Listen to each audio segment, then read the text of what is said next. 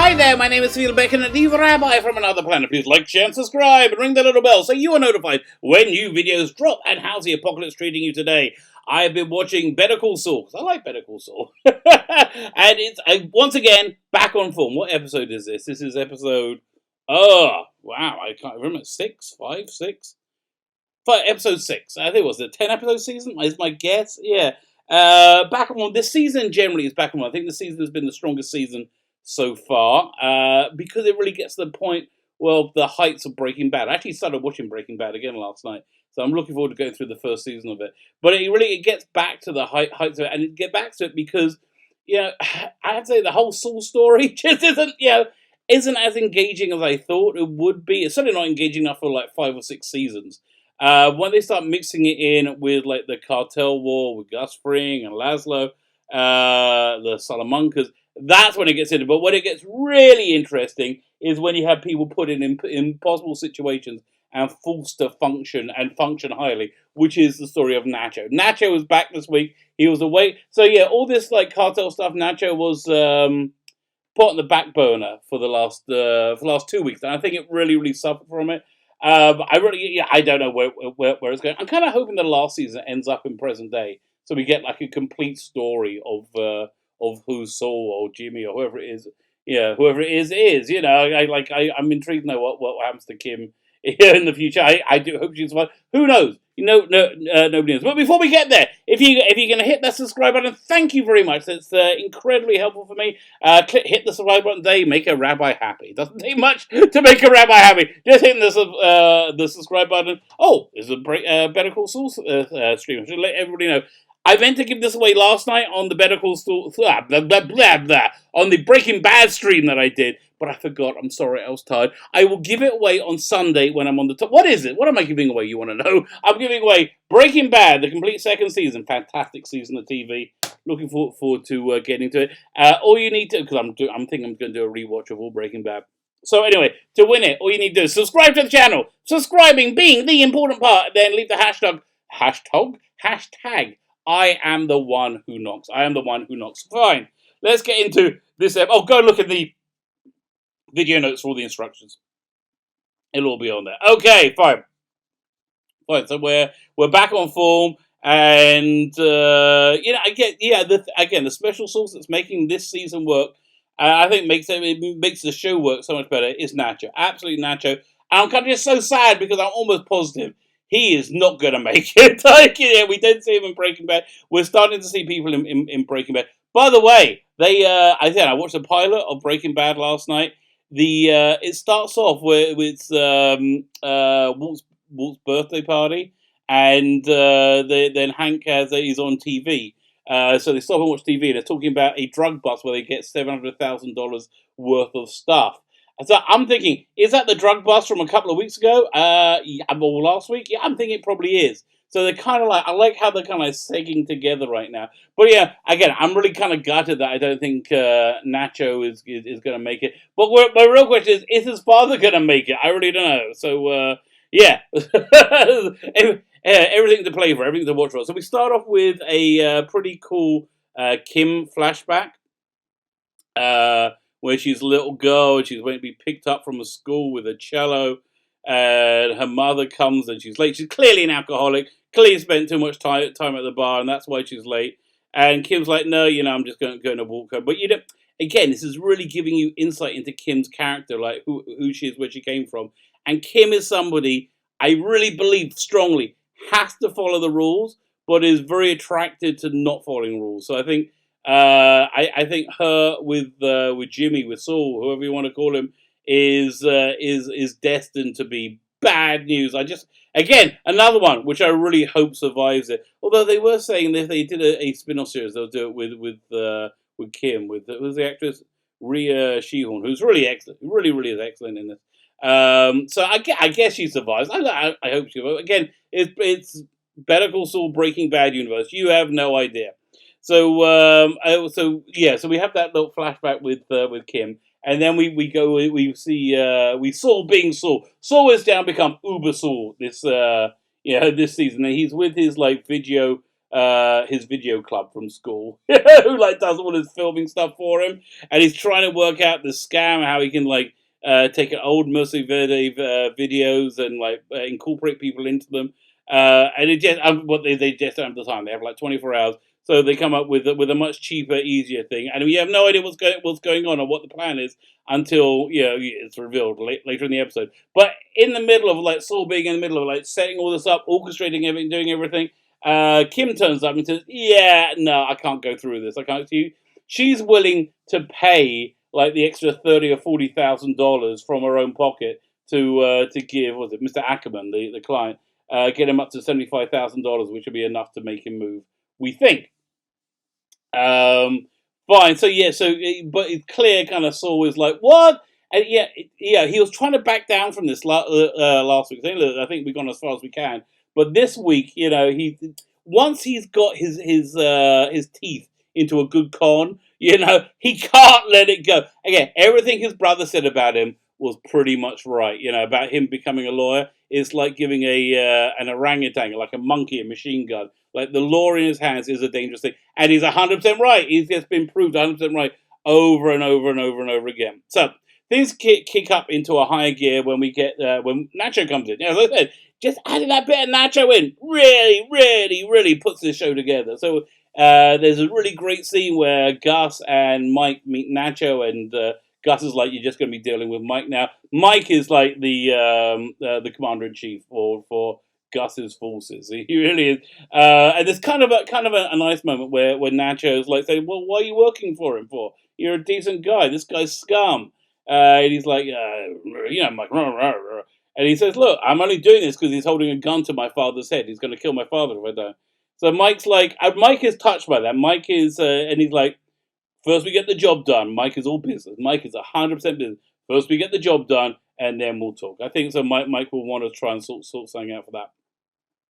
So, also picking up a thread from last week, Kim, who like had this real meltdown at her boss. I wish I could remember his name. In public, in front of everyone, like tries to mop that up. She apologizes to him for again like embarrassing him in front of the staff. So they end that where they go out to lunch together just to show that they are working together and they're unified, and I think that's a pretty reasonable way of dealing with it.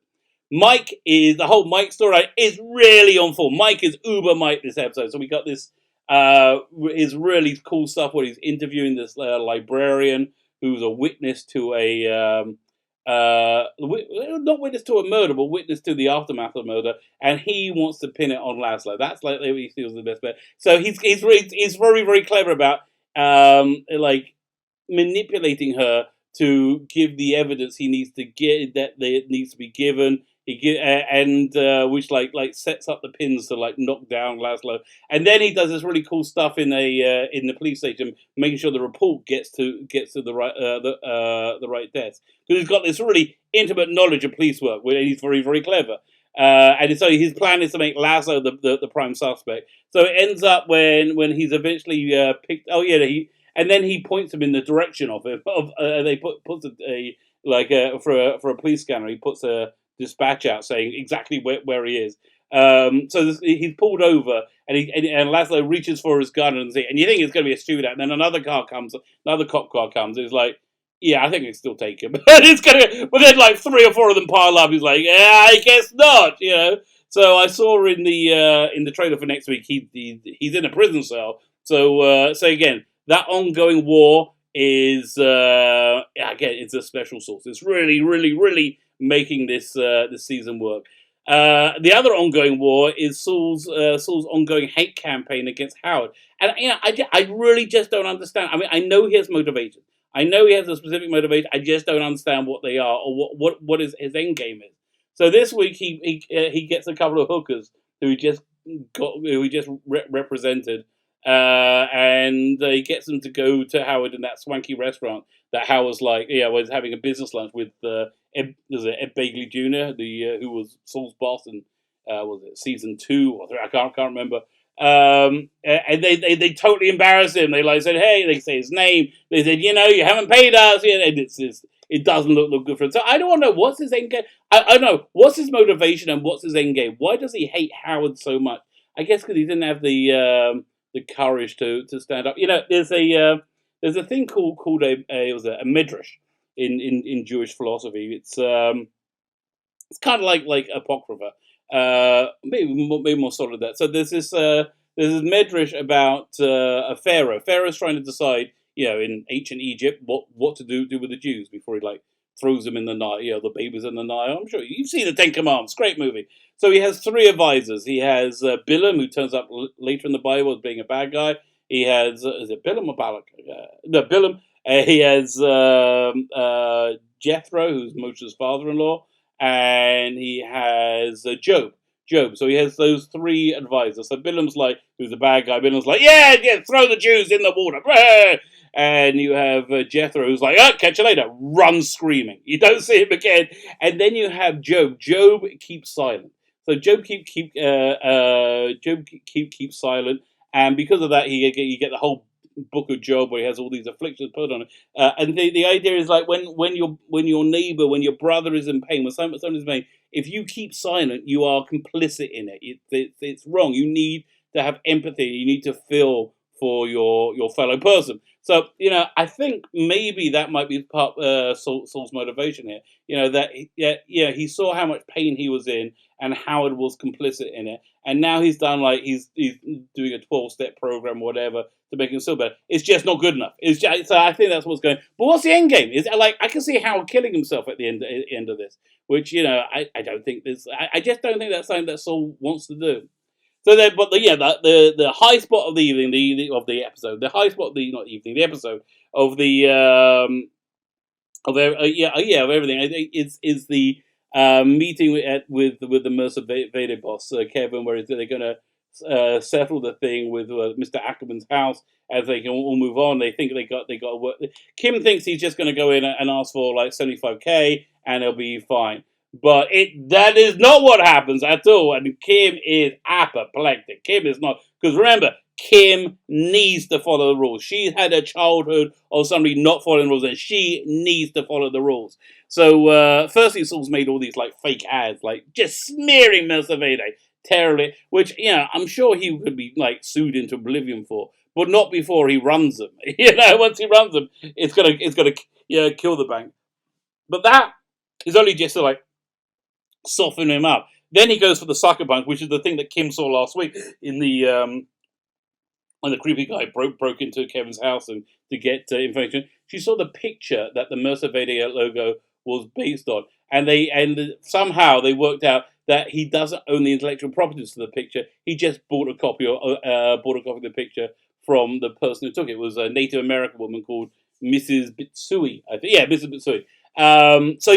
So it doesn't. Kim is apoplectic. Saul's asking for $4 million, and he's going to put an injunction against the logo because he doesn't own the intellectual property rights to the picture the logo is based on, and the injunction itself will be enough to have them have to cover over the logo or get rid of it.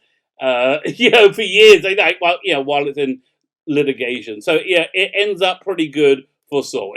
Saul gets a big win. Ackerman gets to keep his house, so meaning that the Holy Call Center has to be moved to probably the location that Kim was begging him to move to. He should have listened to Kim. And he gets $45,000. And he has, which I think is probably the thing that hurts the most, has to give a public apology. So the public apology might hurt the most, but the thing that might beat that out is they've also got to give $200,000 to Mrs. Bitsui for the use of the picture, and they're going to credit in future, and they've got to give them a public apology as well. So again, I don't know what's worse for Kevin. So, but I guess that's what's going to. Although in Breaking Bad we see Mercer Vader and they don't have that logo anymore. So who knows where they're going to go with it. So basically, it ends up Kim comes home. Saul's all happy with himself. Kim is ready to break up. She doesn't know what to do. She doesn't. And so she comes to the conclusion they've either got to break up or get married. So that's where they are. So who knows what happens? Maybe they get married and then they get divorced. I don't know. Of course I don't know. I haven't seen it. But again, this season of Better Call Saul, the best season to date. The last 2 episodes have been weak, and they're weak because they don't have Nacho. Just please, Mr. Vince Gillian, just keep a focus on that. That's the good stuff. That's the secret sauce. That's the unique Vince Gillian-ness of the show, which I really, really, really like. Anyway, that's Better Call Saul. Was it Season 5, Episode 6? I cannot remember the name. I guess I'll put it on the video. I'll put it on the thumbnail. Have yourself a fantastic, and stay home. I don't know why I have to say this, everybody, unless you have to go out, stay the hell home. You know, there is an apocalypse going on out there. And, yeah, stay home, but still, have yourself a fantastic day.